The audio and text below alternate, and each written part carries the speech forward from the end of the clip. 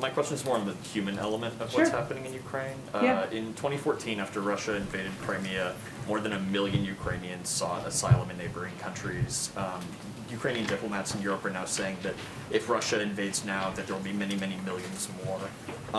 What preparations are being made to work with the EU to alleviate this potential refugee crisis? Is the U.S. considering allowing Ukrainians to enter the country without a visa, or is it even just material support for potentially housing and feeding millions of Ukrainians who are going to be displaced?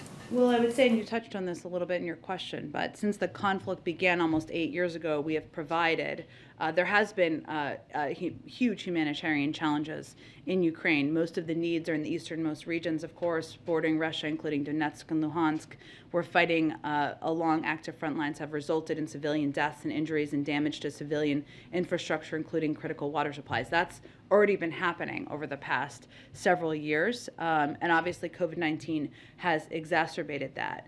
USAID has a disaster expert in the country who's monitoring the situation closely, coordinating with other donors, assessing the evolving humanitarian needs of the Ukrainian people, and liaising with partners to determine what steps may be needed. Now, obviously, if Russia invades, that could create and exacerbate existing humanitarian needs stemming from these years of conflict. And we have, over the course of the last 8 years, provided more than $51 million to vulnerable communities across Ukraine, including nearly $141 million from USAID, food, safe drinking water, shelter, emergency health care, winterization services. And what USAID and our team on the ground will continue to do is assess what the needs are and make decisions accordingly. So I can't predict for you what that will look like. Obviously, our preference would be for a diplomatic path to avoid an invasion, but we have a long history of delivering urgent humanitarian assistance in Ukraine, and we're prepared to do that as needs warrant.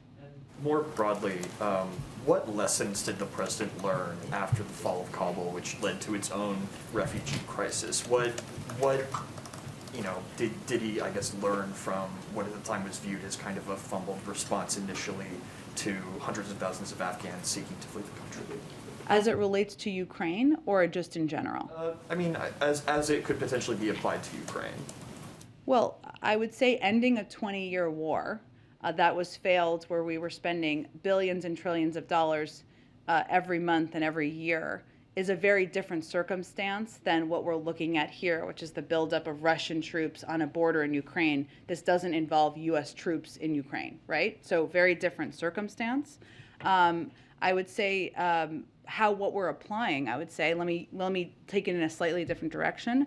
What the president has learned from his time in the foreign policy world and working on global diplomatic issues over the past several decades is that it's imperative to work closely with your partners and allies and approach it from a united front.